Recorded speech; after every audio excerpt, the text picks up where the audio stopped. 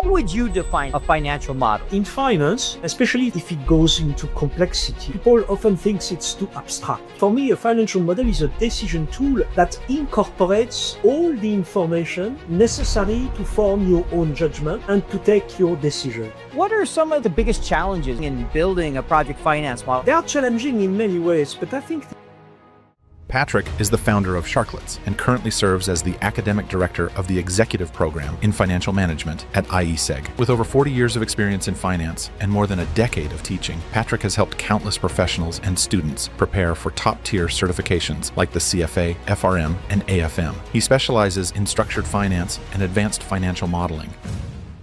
What motivated you to switch to teaching? back in 2010, when I started my own consultancy business, I was wondering, what do I want to do? One person told me this: you are very clear when you explain things. Then I said, okay, and actually it happened like that. I started to teach at the business school. Do you think AI will build the models for us in the future? No, I don't think so. Any parting advice you'd like to leave with our audience about modeling? I would say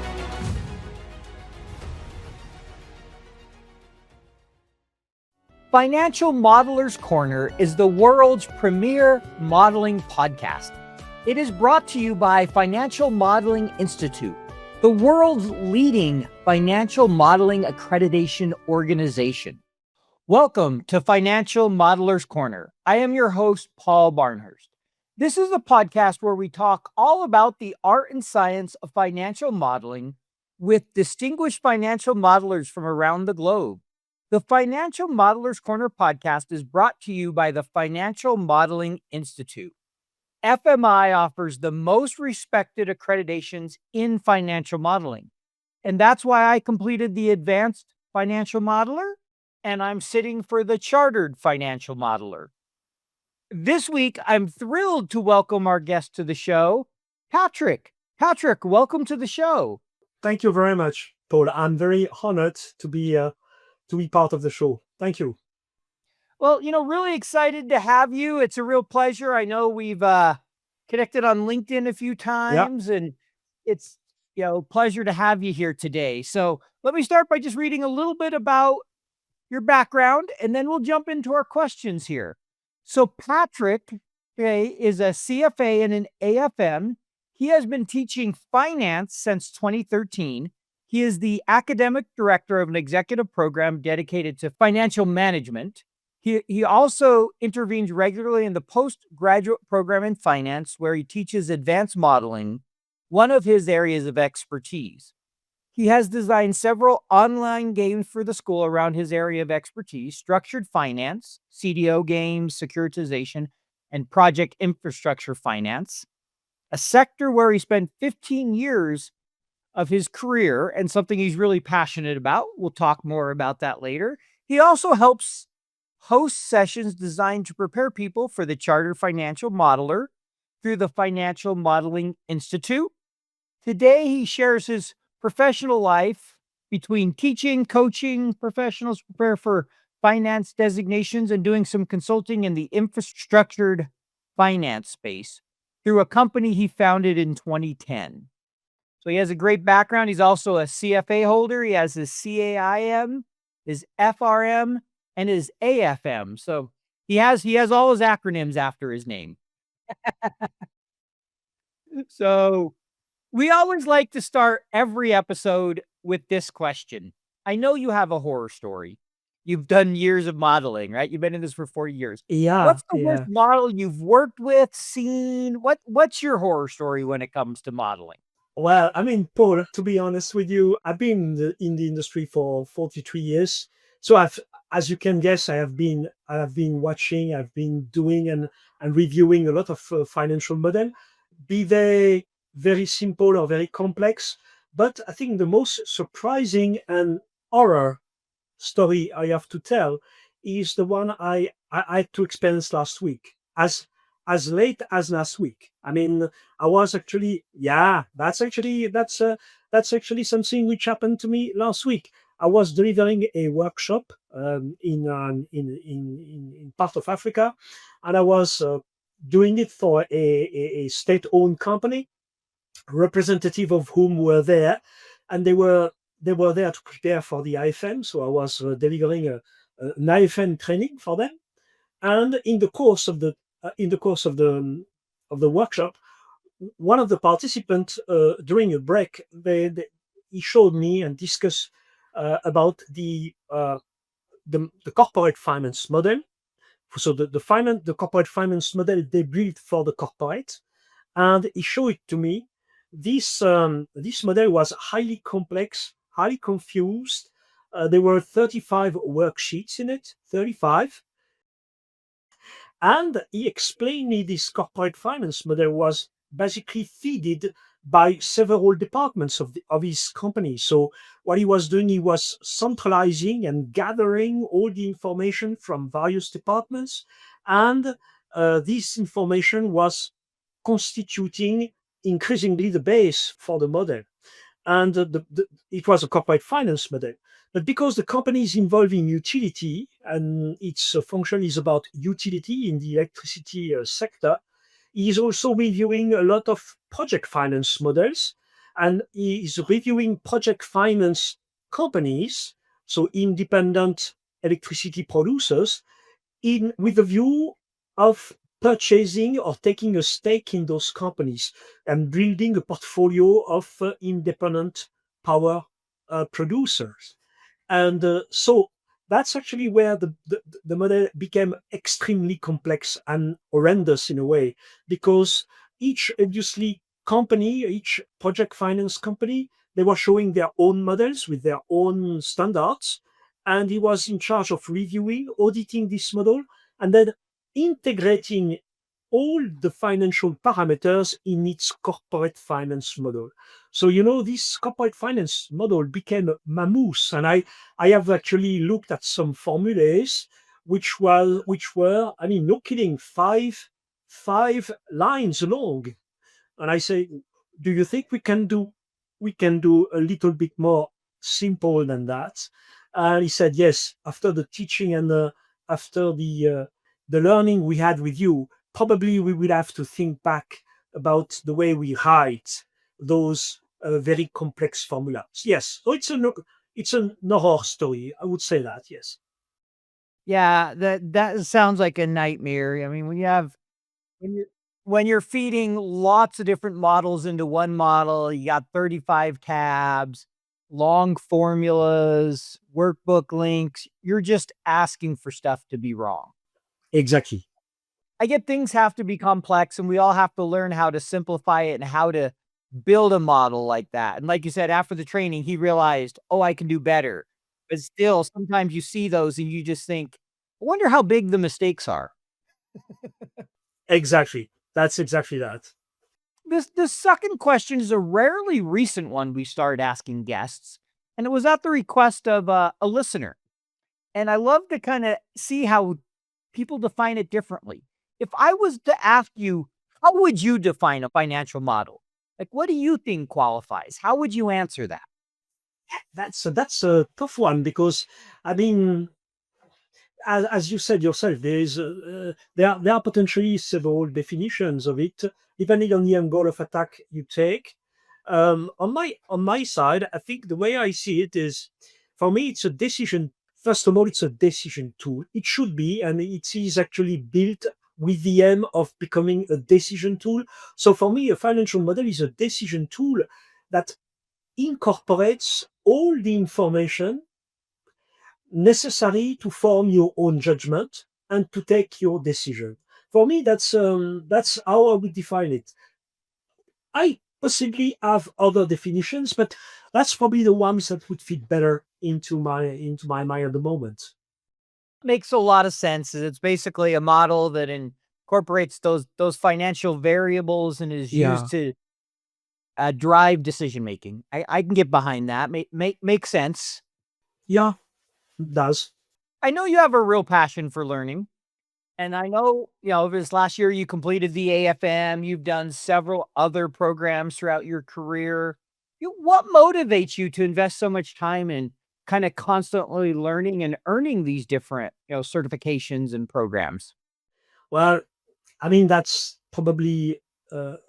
that's a question I asked myself a few times during my life because, yeah, when I started my finance career, I started my finance in banking, and I remember in my early days someone telling me, and at that time I didn't understand really the point, but I failed to realize, and I failed to how important what he said to me was. This person told me, if you enroll into finance and banking, you are more or less condemned to, you are sentenced to life learning. And I said, "Oh, really? Yeah. You will never stop learning. You will need to constantly learn and learn if you want to keep yourself up to speed." And I think that's today. I mean, after reflecting on this, curiosity and passion, but curiosity is the engine which first pushed me to continue learning and to try to be sort of on top of things. When it comes to financial modeling, for example, it was clear that I had, even though I had a lot of practice behind me, I realized that I needed some structure, I needed some methodology, I needed some approaches and discipline, which I may have acquired in my practice. That's actually what pushed me and turned me to the FMI to prepare the IFM, and now, as you are preparing the CFM, it's curiosity and enthusiasm about learning more and being on top, and to without making play with the words, to excel in financial modeling, if I No may pun say. intended, right? No pun intended. No pun intended. Yeah, I've used that one before as well. But yeah, I mean, I think you made a great point that people who go into the modeling and these professions, you're going to be constantly learning, right? The models we built 30 years ago, it's different formulas, sometimes different structure. I mean, there's so much that's changed in the sense of 30, 40 years ago was the early days of computers and spreadsheets. We were just barely figuring out how to model. Now you have some people building models in Python, using all kinds of different tools, pulling your data with Power Query. I mean, yes, there's still a lot of things that have stayed the same. And there's still the basics of, hey, you do it in a spreadsheet and you do it by column, but so much more is available. And if you're not learning, you're often missing things that might help you be more efficient and effective. Exactly. That's exactly the take. I think that's what really pushed me to continue. I mean, I see it as for me, it's normal. It's not something which I impose to myself. That's completely normal. Yeah, no, I like that. And I know as we talked, one of the areas you love to work in that, kind of get motivated by is you're a big project finance fan. So how did you kind of get interested in project finance? What do you love about that so much? I fell into infrastructure finance slash project finance 23 years ago, something like this, starting with ports and airports. And then I switched to roads. I did a lot of transportation deals. Then I moved to sewage and water and solid waste treatment. And also did a couple of stadium deals. And what really pushed me to this, and what I like in this, is the fact that in finance, especially if it goes into complexity, and they are not wrong, by the way. People often think it's too abstract. They do formulas, they do Excel spreadsheets, but at the end of the day, they don't see exactly a tangible translation of what they contributed to create. Infrastructure finance, when you are part of a transaction, when you are part of a deal, and you basically are in it for, I mean, 16, 18, 24 months, up to closing. And ultimately, you see the construction and the build-up being completely completed, and then going into operations. That's an immense satisfaction. That's actually give a sense of what all the work you did. You did it, and you spent so much energy, and you spent so much time because of that. And that's the translation of that, is the concrete things. It could be an airfield, it could be a terminal, it could be a bridge or a runway. I mean, whatever. But at the end of the day, it's very concrete. And I think this really what seduced me and continue to seduce me infrastructure finance. Now, I think it's also because it's related to the fact that it provides essential services to the population. Therefore, when you do this into developed countries, you participate to the well-being of the population. When you do it in developing countries, you basically participate to the growth of the country by providing them the population with essential services, and that actually also is an additional satisfaction. Yeah. Do you have a kind of a favorite project you worked on or one that stands out for you over your career? Yeah, I mean, there were many. I mean, actually, it's a difficult choice to make because, I mean, first of all, I liked all the deal I did because I think I was very satisfied with I would say the project in itself. But yeah, I think the one I am particularly proud of is it quite surprisingly, it's not an essential service to the population. It's more a recreational facility. I mean, I was part of the team and I actually worked on it for 24 months of the team, which basically helped to structure and finance the French stadium, you know, the Stade de France, the French stadium, which actually accommodates 80,000 people. And it at the time it was one of the biggest stadium in Europe. I know Spain has a bigger stadium than we have. I mean, in Madrid, they have a stadium which it's a soccer stadium which actually can accommodate 125,000 people. The one we have in France is 80,000. But this one, I mean, I was particularly, yeah, proud of it because I actually looked and actually saw every step in the way of its build-up. You know, I mean, the stadium was built around, you know, if you look to pictures of the stadium, you will see the stadium is an oval form, and around its oval form, you have 18 needles. And these needles, I have seen every one of them being built, you know. That's actually quite, that's actually strikes you for in your life. You can't forget that. You can't. It is really cool when you can actually see or feel or go into the stadium, a project, or in some way you can see how it impacts people's lives. It's just not the same versus, okay, I did a bunch of stuff on paper and I have no idea what really ever happened.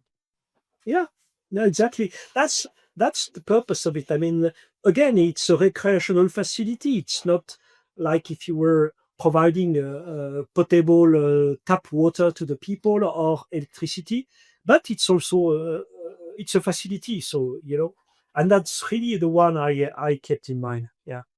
Well, my background is in FP&A. I am also passionate about financial modeling.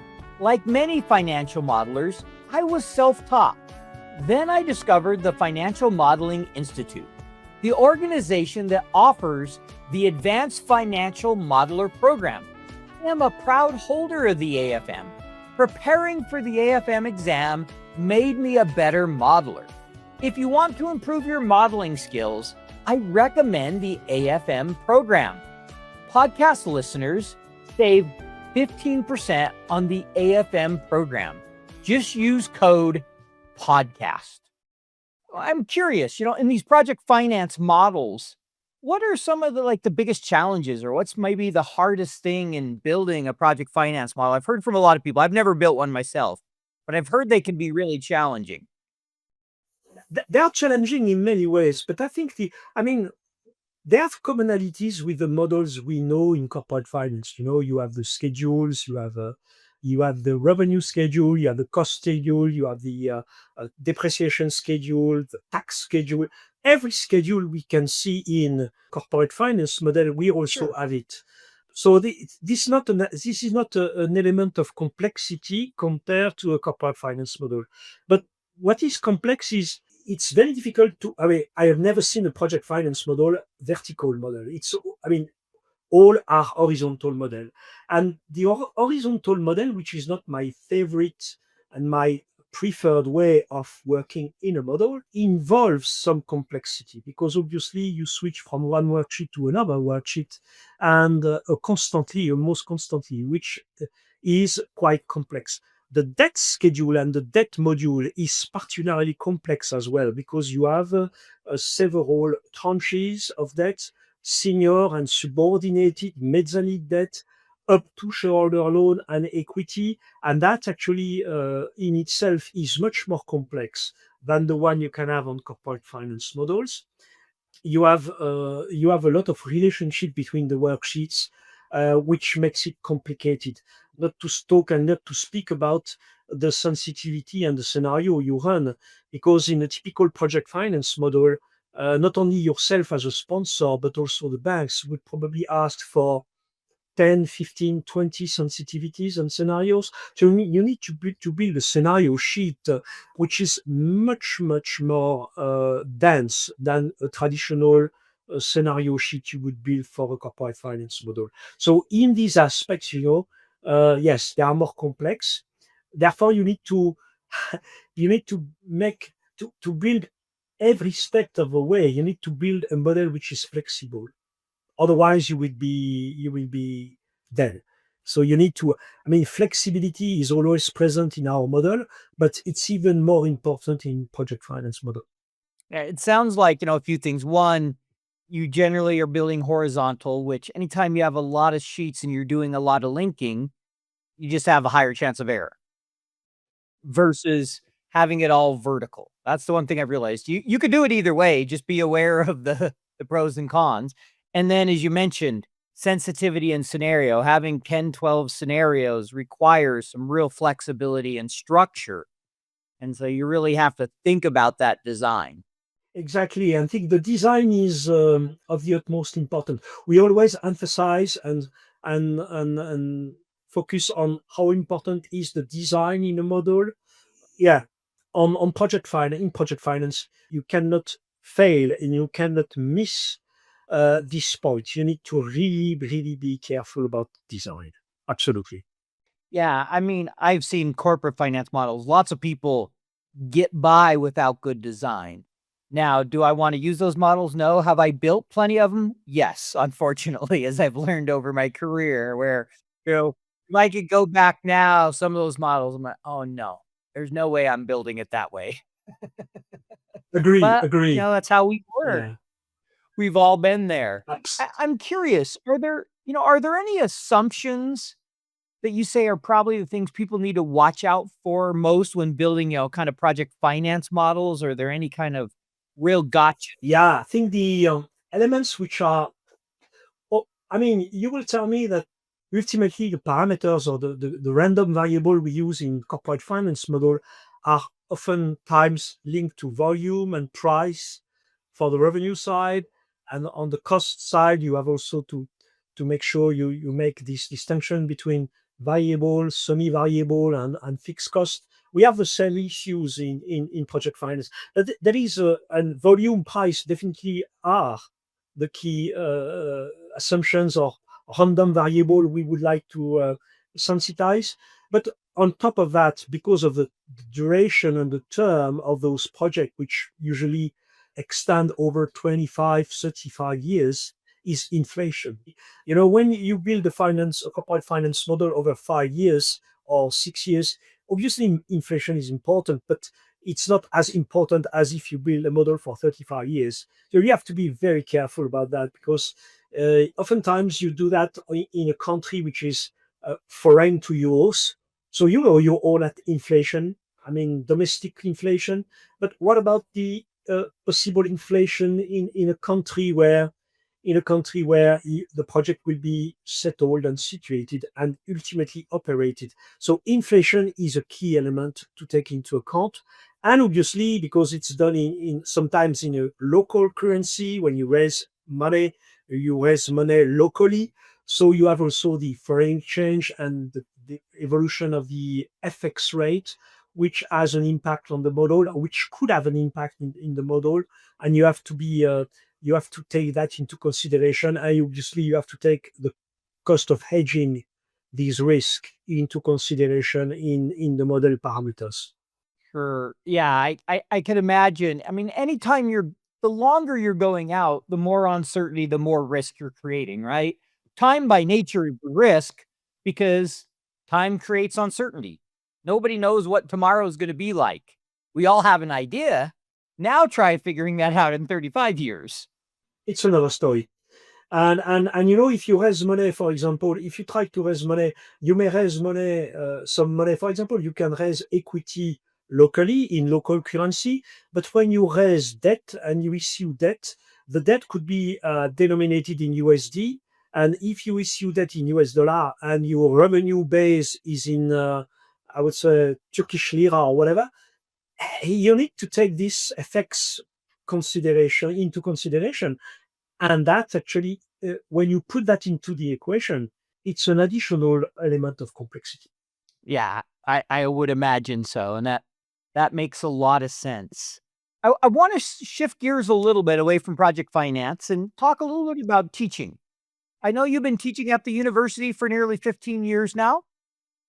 What motivated you to switch to teaching? You had a career, you're doing, project finance, different things like that. That's a funny question because that's the type of question I've often asked myself. Really turn you to teaching, yeah. And I think then, and I'm sure everybody has in its own life already experienced that. But when you basically just push the button on hold and you on pause and you think, I'm going to observe, I'm going to listen to what the people say, and maybe it will help me guide my future.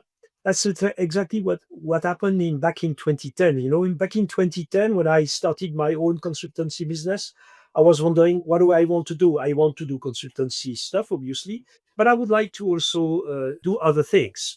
And many persons of my relationships told me, well, you are good in explaining things which are complex clearly. And I say, really? Yeah, but I mean, one person told me this, second person told me this, a third person told me this. So at the end of the day, I had a bunch of 10% told me the same thing, which is, you are very clear when you explain things, and you have pedagogical skill. And at that time, I was not realizing I had pedagogical skills. I know a lot of seasoned professional who are extremely good and excellent, even excellent on their practice, but they won't be teaching because they have no pedagogical skills. And I was told at the time that I had some pedagogical skills. So I said, okay, maybe I should listen to these guys, because I should listen to them, because maybe they are reflecting, they are sending me a message, a subliminal message. And then I said, okay, why not I try? Why not I try to teach? And actually, happened like that. I started to teach at the business school, first at the university, then at the French business school, almost immediately. I think I started with the university in 2011, and then I switched to the business school in 2013. And since then, I have been teaching at the business school and also other business school, obviously finance. I also taught some courses on project finance, obviously. But yeah, I think that I found myself actually found myself being comfortable in my comfort zone in teaching. Yeah, absolutely. It happened by the way. Makes a lot of sense. And there are definitely people that are very, very good at just doing the work that maybe not necessarily can teach. When you have both skills, you're able to do the work and you can teach. That's a really valuable combination. And people can learn a lot from somebody who has done the work and then goes and teaches versus, sometimes you have people who teach and they can be great teachers, but they've never done the work, right? There's just something you can offer when you've been in the trenches and you're good at explaining what it's really going to be like to somebody. So I think that's great. You made that switch. I know I love teaching myself. Do you have a favorite memory from teaching? Like any, kind of maybe a student or experience or favorite part? I have many, but the one really popping up to my mind is related, by the way, to financial modeling. I have a course. I have an extensive course on financial modeling at the business school, and basically what I'm doing is I'm building them. I'm building with my students step by step. We are building a corporate finance model, And we are trying to do, and even though we don't push that to the three statement model, we are going close to the three statement model. So what I'm trying to do is I'm trying to get them to a point where they have the balance sheet balanced, you know, and well, which sounds like trivial, but at the end of the day, not so trivial. And and I remember one workshop where my students, they were at the master level. We were at the end of course, sort of. It was the last session, and we were actually running through, yeah, the balance sheet, and we build this, this test, this test of, I mean, throughout the period, you need to have a series of zero, which when it sums, it goes to zero, and then if the test tell you that it's zero, the total assets minus total liability makes zero, then your balance sheet is balanced. And obviously, the global check should be zero.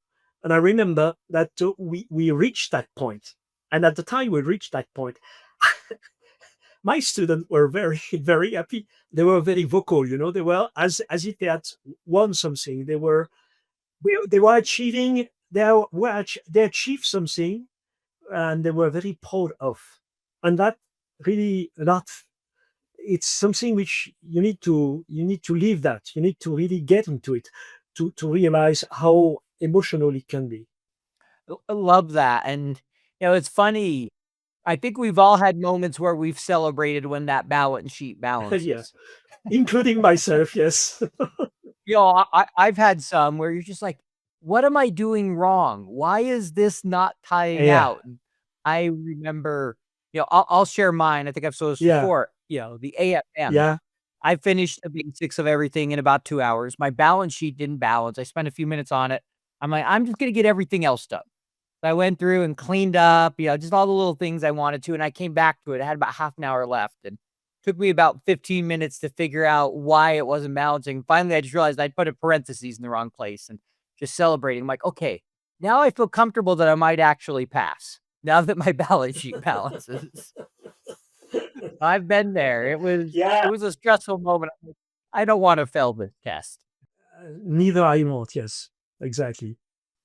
Yeah, so let's talk a little bit. I want to talk Financial Modeling Institute. I know you've done the AFM, and now you lead a study session for students, kind of preparing them for the chartered financial modelers for the CFM. Maybe talk a little bit about Oh, that. sure. I mean, we have started.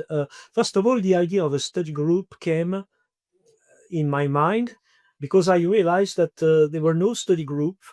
They were study group. They have study groups for the advanced financial modeling, but I didn't have at that time. They didn't have any study group for the CFM. So I actually discussed this with Jan Schnur, and I said maybe it would be good if we can build a study group. He said, "Well, why don't you take the initiative to spearhead the initiative and to animate this such a study group?" And I was wondering, wow, that's a very that's a very big responsibility, especially because I am a candidate. I'm not a CFM holder. So I actually took it as a challenge, and I say, yeah, let's do that. So since September 1st, 2024, I am obviously we are a small group of, I would say, 4 5 usual candidates. I mean, we have been on a regular basis. We meet every Tuesday night for an hour and 30 minutes, approximately an hour and 30 minutes. And on each of those sessions, we review a case study, which is obviously one of the CFM's case study.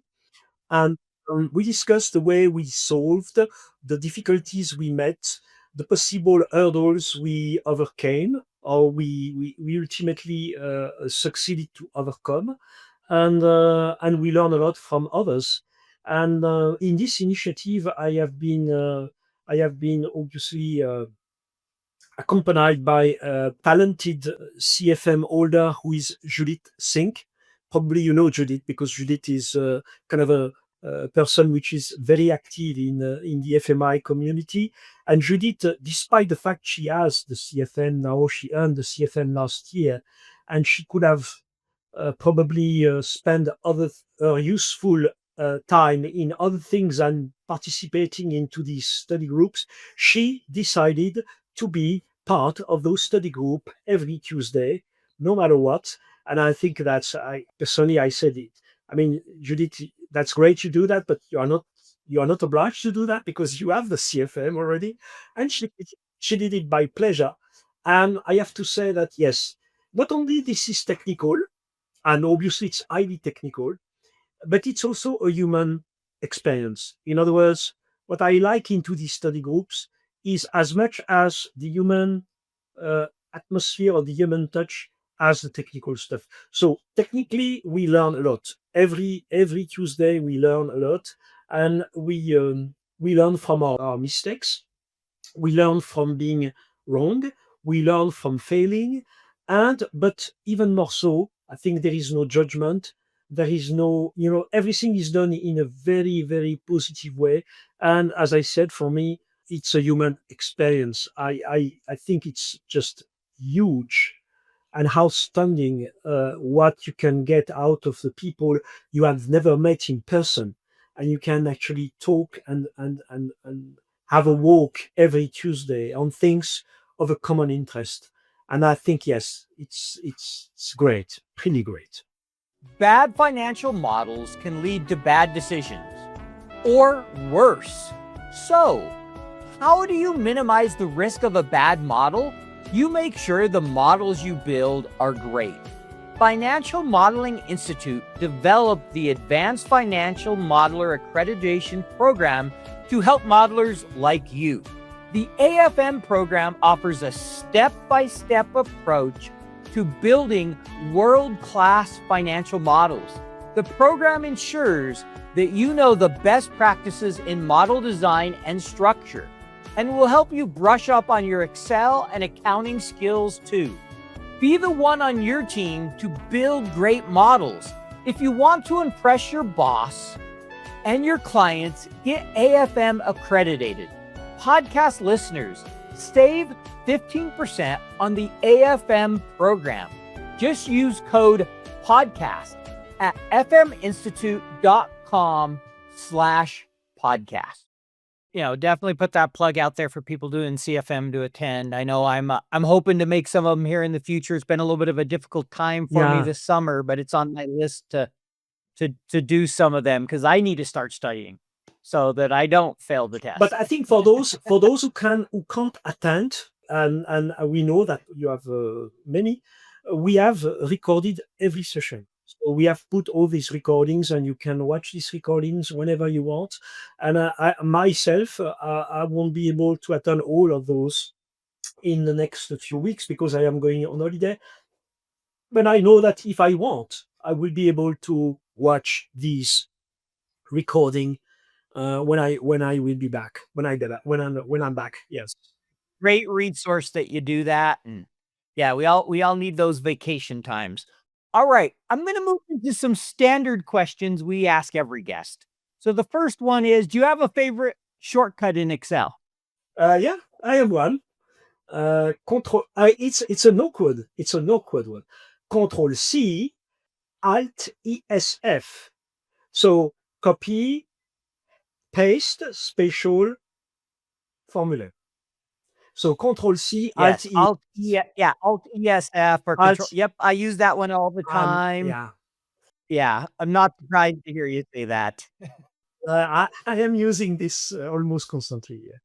Alt ESF, Alt ESV, depending on what I'm doing. Sometimes I want the values, but that whole paste special with copy is fabulous. So I like that one. What's the most unique or fun thing you've used Excel for in your personal life? Have you built any kind of model personally that's kind of unique? Or thankfully, I'm going to phrase it that way. Thankfully, I have no courses. I've not delivered any course on entrepreneurial and entrepreneurship. When I say thankfully, it's because sometimes I would have been viewed as an expert in entrepreneurship, which I am not. And I mean, I've done some entrepreneurial initiative, and some failed badly. And this one was one which failed badly. And but I built a financial model for that. And this is a funny stuff because it's actually one. I built a financial model on not on the manufacturing, but on the purchasing and selling in the French market of Belgium waffles. The I like it. Belgian waffles. I Belgium's like waffle, Belgian waffles. Belgium waffle. So you have two type of waffles. You have the I would say you have the those who come from Brussels, and the ones who come from another city. And the one who comes from Brussels are rectangular. But this is not the one I was intending to sell. This one I was intending to sell were the ones coming from a city whose name is Liège in Belgium. Liège is a city where you can purchase and eat Belgium waffles, and they are different from the Brussels one. The Brussels ones have no, I would say they have a different flavor. These ones, the one from Liège, have a special flavor, and that's actually the one I was intending to sell in the French market. So I built a financial model from a corporate finance financial model, a business plan, and unfortunately, this business plan did not materialize. Yeah. Well, we've all had those ideas that haven't quite gone as planned. And I love a good waffle. I had more than I should have last night for dinner, but we won't talk about that. Love it. So we're going to move into our rapid fire section. I know you've listened to the show, so you know roughly how this works, but I always like to lay the ground rules. You can't give the "it depends" answer. You have to pick a side. So if you had to pick, which one would it be? Is it just kind of yes or no? Okay, it's going to be quick, so I need to be focused. Huh? Yep, focus, kind of quick answers. Then at the end, you can elaborate on one or two, because I recognize there's nuance to all of these, and there'll be some where you're like, I hate saying yes or no. Okay, Some people have a harder time than others. I'm crossing my fingers because I fear some of them could be hard. So okay, now I'm focused. I'm ready. You're not the only one who feels that way. You're not alone. I'm trying to get ready. I'm ready. You can go. All right. Circular references in models, yes or no? No circular reference. How about VBA? No. Okay. Horizontal or vertical, which do you prefer? Vertical. Yeah, and I could have answered that one for you. Dynamic arrays in models, yes or no? Yes. Dynamic arrays, yes.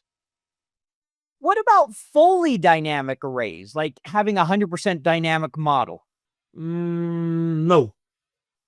That's typically what we get on that one. External workbook links. No. No. Yeah, after your experience last week, I figured that. Yeah, no. I've had a few people that have gone, not only no, but hell no. So named ranges, yes or no? Yes. Can definitely help, yes.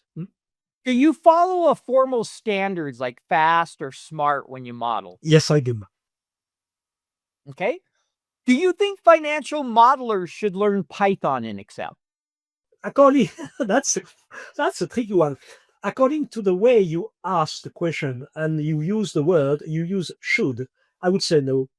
Okay, yeah, that's totally fine. What about Power Query? To the contrary, I would say yes. What about Power BI? Yes, as well.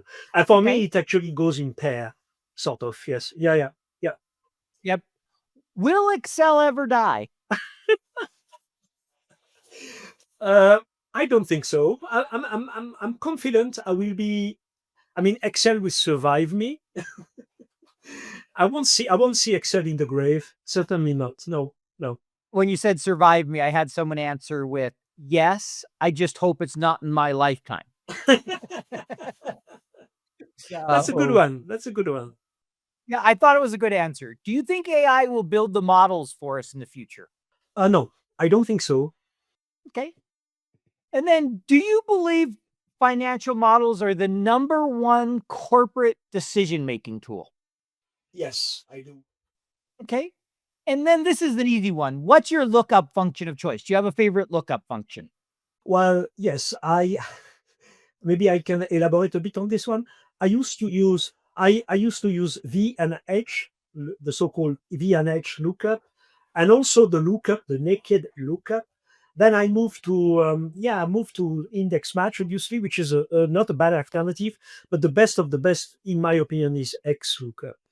I prefer XLOOKUP. There are a few rare cases where, index match can do something XLOOKUP can't, especially if you're referencing different tables. But majority of the time, I personally am like you. I prefer XLOOKUP. And so I that would probably be my first choice as well. So are there any others you wanted to add any context to? As I realize there was nuance to all of those. Yeah, I think that's a tough one. I mean, these are tough questions. I mean, most of them were okay, but some I struggled. Huh? That's hopefully the idea, because the whole idea in this section is to make it a little fun and get different opinions. Because you may say yes, and another person who teaches at a university may say no to the exact same question. It's like, well, why is he saying yes and he's saying no? Because there's nuance here. Definitely. I agree, 100%. Yeah. And so as we wrap up, I know we're coming up at the top of the hour, our time together. I've loved chatting with you. I'm excited to release this to my audience. And so just any parting advice you'd like to leave with our audience about modeling, if you could leave a piece of advice with them, what would you give them? I mean, as we say, it's last but not least, because this one is not easy. I would say, for me, if I want to give them an advice, is never lose the curiosity and the enthusiasm, which will constitute your best fuel for progressing and for evolving. And I think this is really the engine. I mean, curiosity and enthusiasm are the fuel for the progress. Definitely. Never lose that. Never lose this. Keep it with yourself. Nurture it. Yes. I really appreciate that answer. I get that so often from people, is be curious, curiosity. If there's one thing I've learned from this podcast, whatever you're doing in life, if you want to have a greater chance of success, be curious, ask questions, and learn for the sake of learning, not the sake of being right, which sometimes you have people being curious to try to, prove a point. And so I just love what you said there. Agree. Absolutely. So what we'll do is we'll put your LinkedIn profile in the show notes. So if somebody wants to contact you, they can. We also know they can find you on the Financial Modeling Institute. You do this CFM program there, and you enjoy going on holiday here in a few weeks. I'm a little jealous. We did ours earlier, but I will be taking some weeks off, a couple of weeks off, and but actually this year will be a short vacations, because I need to get back into speed early on for the academic year, and also for the CFM. I need to be prepared for the CFM as much as I can. Yes. Yeah, I know that's coming up quickly. Exactly. So thank you again, Patrick. Really enjoyed having you on the show. Thank you very much, Paul. Thank you to have invited me. Thanks a lot. Financial Modelers Corner was brought to you by the Financial Modeling Institute. This year, I completed the Advanced Financial Modeler certification, and it made me a better financial modeler. What are you waiting for? Visit FMI at www.fminstitute.com/podcast and use code podcast to save 15% when you enroll in one of the accreditations today.